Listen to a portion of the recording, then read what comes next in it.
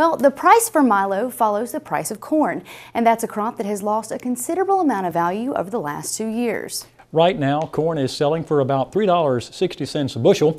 As TWILA's Avery Davidson now shows us, that price is already below the price listed in the Farm Bill that would trigger crop insurance payments to producers. There's a lot of corn coming out of this field, and there has to be in order to cover the cost of production. That's because this corn is worth only about half of what it was 2 years ago. Louisiana Farm Bureau Federation Associate Commodity Director Kyle McCann says corn prices are hovering around $3.60 per bushel. All of that is predicated on the fact that USDA's most recent crop report is estimating about 168 bushel yield to be harvested. That's yet to come to pass. However, some private analysts think that the crop could be even larger. So some would say that that price may even go down into the 320 range on the board before we see the bottom here. The value of a crop is even more important now that the two main forms of crop insurance pay when prices are low.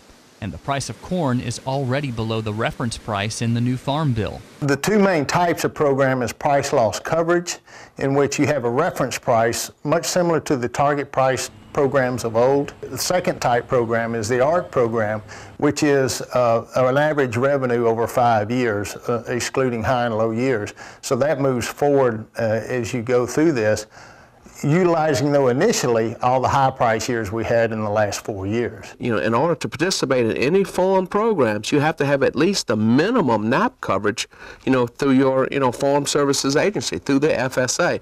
So all of these programs are important, especially when you have a downward shift in the value, right, of the commodities, and the crop insurance comes to play. Commissioner of Agriculture and Forestry Dr. Mike Strain says the USDA is still writing the rules for crop insurance programs, and even when the rules are complete, McCann says farmers would not see any payment under the crop insurance program until October of 2015. So we're just now starting the marketing year for corn. That average price will have to be figured up for that year before any payments accrue under PLC or ARC. So in essence, for the system that we're under and the timing of the harvest, virtually a year after harvest is when you can expect the calculations to be done and what payment, if any, will be made. Rice farmers are also in a whole different world under the new Farm Bill with the elimination of direct payments, and they're also dealing with low commodity prices. Rice prices have fallen off also here recently. They're below the reference price that was achieved in the Farm Bill. They're staying there consistently so far. We do know we have a good crop out there. We had a significant acreage response. So we've got a lot of rice to handle. As with corn, it may be the high yields rice farmers see which make up the difference lost on the low price, considering the still high costs of fuel, fertilizer, and seed. The relationship, between agriculture, is between the farmer, right, where he sells his products, the elevators, also with his bank, with the Farm Services Agency, the USDA, our department. That is a family type relationship. And we have to have, a continuum there. That's why it's so important that as quickly as possible, the rules for crop insurance, be written and be known, right, and be a quantifiable thing that we can count on so that that banker can know, okay, this is what we're going to get, so that we can have some solid data to work with, rather than projections and expectations.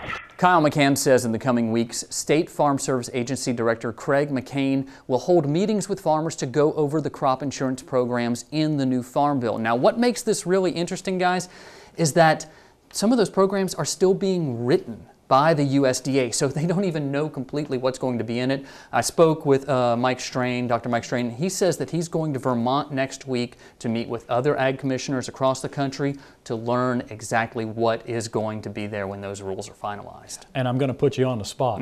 With the rules still being in the process of being written, what recourse are farmers going to have if you have a trouble crop like you may have this year? They may not have much of a recourse at all, Mike. They're going to have to deal with what is there, and that's one of the reasons why Craig McCain wants to hold these meetings, so that farmers can figure out, do they want to be on the ARC? Do they want to use the target price? Because whether they're using a 5-year average or going with just that reference price can make a big difference on whether they get money or they don't.